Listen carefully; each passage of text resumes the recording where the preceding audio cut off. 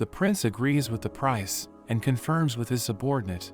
Aoife is confused at what they are talking about, and the prince takes out a huge bag of gold, telling her she is going to be freed. Aoife mentions that they would need Seika's permission, but the prince insists he is paying so much that Seika would not be able to refuse. He even suggests that he would abolish slavery to force Seika to sell her to him. Aoife tries to refuse, and the prince wonders why she would choose to be a slave, but Aoife says that even as a slave, she is able to choose what she does. The prince's subordinate comes back with the paperwork, saying they need Aoife's fingerprint. The prince becomes hesitant, but the man tells him that Aoife will eventually realize that this was for her own good.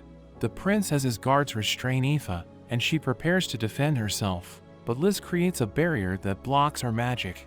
Using her magic, she cuts Aoife's finger and prepares to get her fingerprint, but at that moment, the dragon arrives, and the barrier is destroyed. Seika appears and apologizes for arriving in such a manner. He explains the situation with the dragon and says that he needs a fire user to help warm the egg. He sees Aoife and calls out for her help. Liz warns her not to go, but Aoife admits that she loves him, and the two fly away. When they reach the nest, they are suddenly attacked by the lava tiger. Seika stops it with his magic and calls out for Zekt to come out of hiding.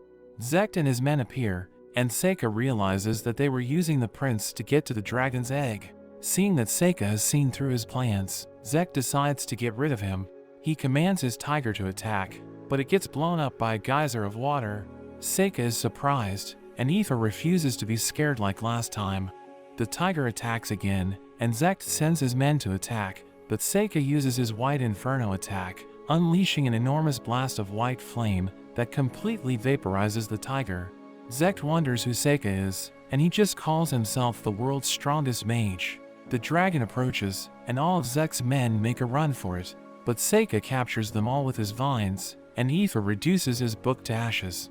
Seika praises Aoife, and is impressed that she has even learnt water magic, giving her a head pat. Seika reports to the prince, revealing that Zekt was deceiving him, and the prince has them all locked up.